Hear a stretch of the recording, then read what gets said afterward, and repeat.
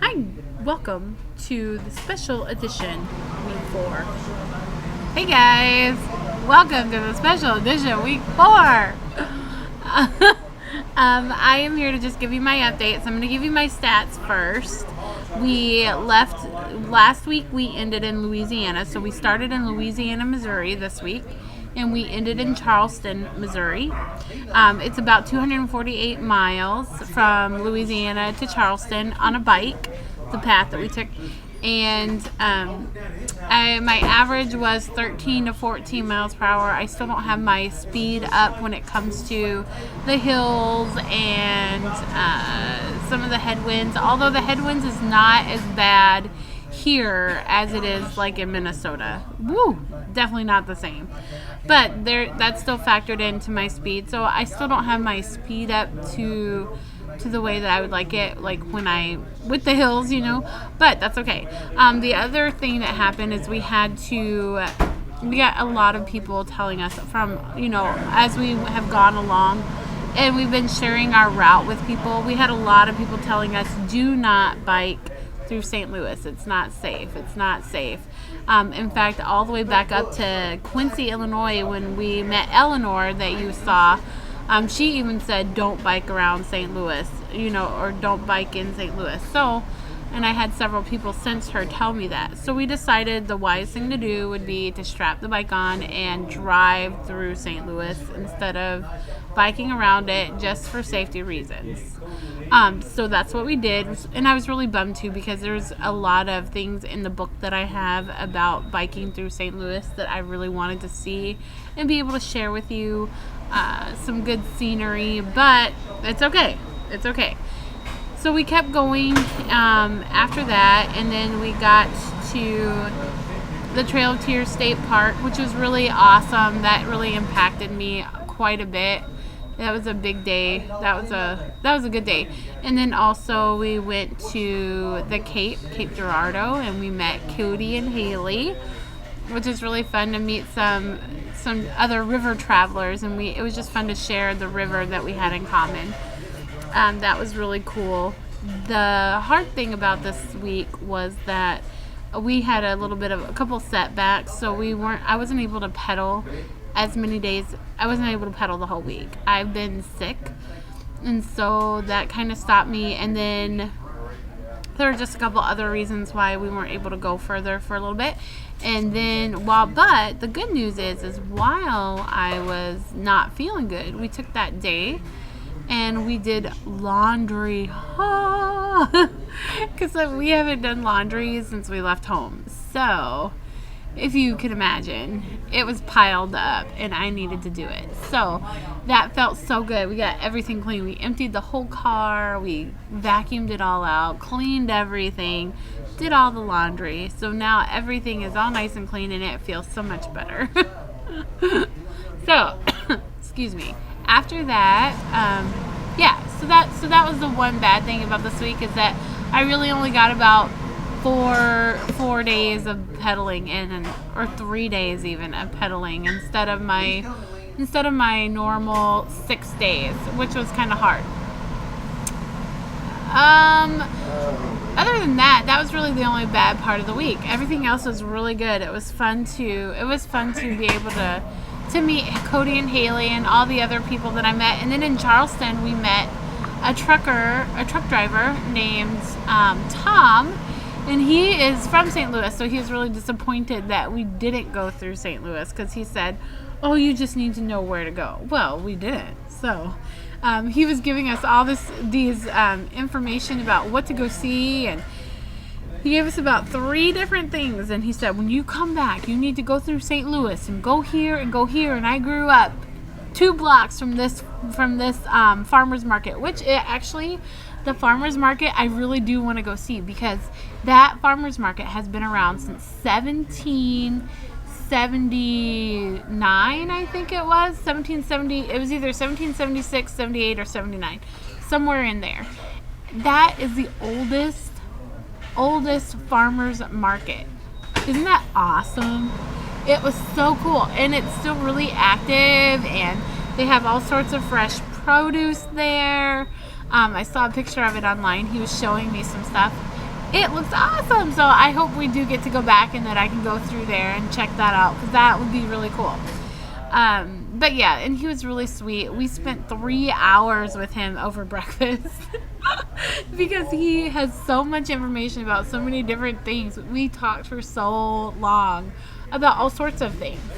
And it was really sweet of him. He kept an eye on us during the night, making sure that we were safe, that no one bothered us, and so forth, so on. So that was really kind of him.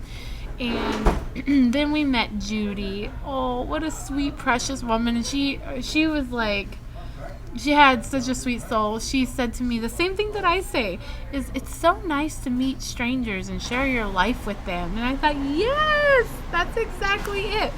She was the perfect hostess and just such a sweetheart. She's had a really hard life. Her husband committed suicide when he was really young, and she had 4 kids. And 3 of her kids all have mental psychiatric problems. So it's been like schizophrenia and things like that. So she's had a really rough life. And one of her daughters has cancer that's terminal. But she just started sharing things with us, and we were just really talking to her a lot. And she asked if we were praying people. And of course, I said yes, of course I am. And so we prayed with her and encouraged her, and it was just so great to meet Judy and to be a part of, for even just a little time that we had with her, to be a part of her life for just that moment was awesome. And so yeah, so that was cool. Some of the things though that I have to say that have been on my mind this week are animals. So I was a little nervous about the bears up north, right? And snakes and whatnot. However, I swear those spiders are out to freaking get me, and I'm not kidding you.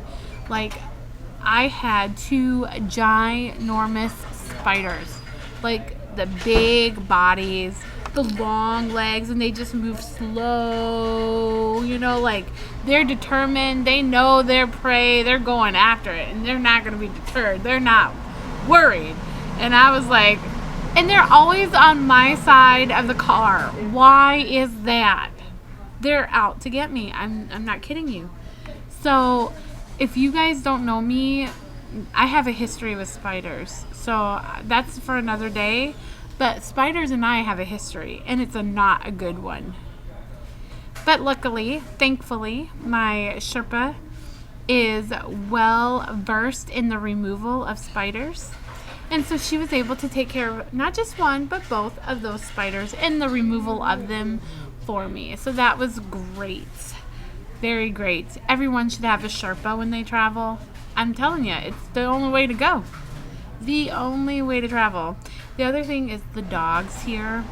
There's a lot of dogs that just kind of roam, and you don't know if they have owners or where their owners are or if they're strays. And that's a little nervy for a biker. I'm not kidding you.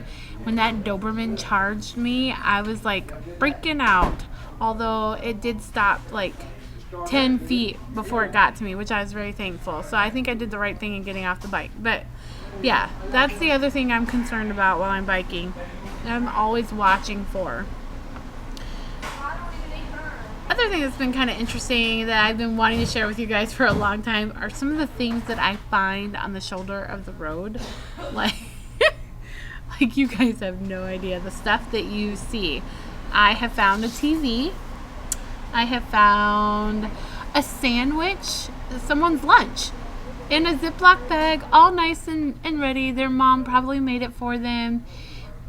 Beautiful, not open, not eaten. And someone probably just thought, oh, I don't want this today. Poof, threw it out the window so that they could go out for lunch. Because, oh, I don't have a lunch. But yes, no, I did not stop. No, I did not pick it up. No, I did not eat it. I don't even know what kind of sandwich it was. I just can tell you it was unopened, a full sandwich right there in the Ziploc bag. The other thing I found, besides like phone chargers, I find a lot of like shoes that are missing its partner. It doesn't have the other shoe. A lot of socks, gloves that are just one glove. I found a few underwear. Like, seriously? I did not even bother to get off the bike. I don't go up to these things. I'm just telling you, I don't touch them. But really, I found a book that was like ripped and throughout. It still had, the whole book was there, but I don't know if someone was reading a Nicholas Spark book and didn't like the bittersweet ending, and so they just threw that out and said, I'm done with that. But books, I found like a DVD player. I found a bunch of bungee cords, ratchet sets, that type of thing. It's been pretty interesting, the things you find on the side of the road. So guys, you really shouldn't be throwing anything out your window. Trust me. Someone will find it. It's not pretty. Anyways, that's about all I have for now. I thank you guys so much for all your time, your comments, your encouragement. Keep me in your prayers. I'm almost done with this trip. I'm almost there, and I want to get it to the finish line. So keep encouraging me. It works. Thank you guys. I love you all. Mwah.